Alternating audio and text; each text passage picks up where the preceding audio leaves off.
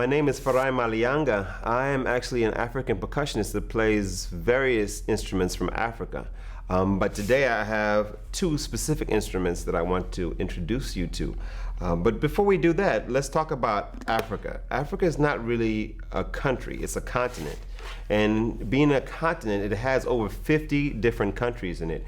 And in those 50 different countries, it has many, many different cultures. So these drums really only represent at most 10% of the entire population of Africa in terms of the type of instruments that they play. Today I only have two instruments for you though. So just to know, this instrument in front of you here and this instrument that I'm sitting on. First, let me just quickly introduce you to this instrument, which is called the cajon. The cajon is an instrument that's made out of a box and played a lot in Cuba and also played in Peru, but it actually originates in West Africa and it's called the Siko drum and played here with your hands.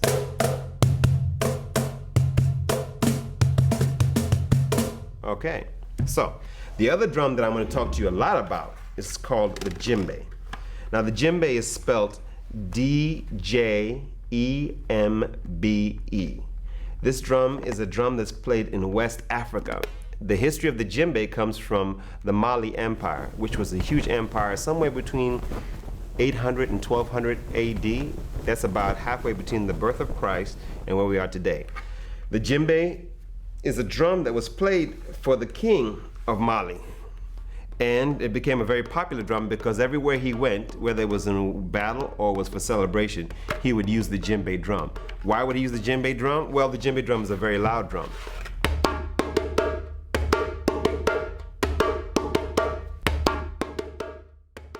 So this drum was used as a form of communication that would be used from mountaintop to mountaintop to tell people about the king was coming. In fact, there's a rhythm that actually talks about the king is coming. It goes like this. And the rhythm is called Ani Sokoma. It means the king is coming. So this drum was a communication device.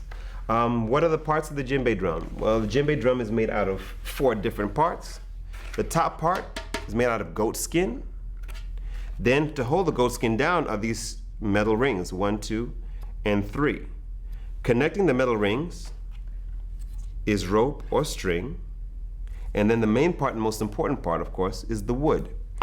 Now, the wood is very important because it represents what a lot of Africans consider is the family tree, which connects the youth, the young people, which are the fruits and the leaves, to the family, which is the branches in the tree, to the ancestors, the people that have passed on, which is the bottom of the tree. So the roots of the tree is a very important part of the African culture and the djembe drum.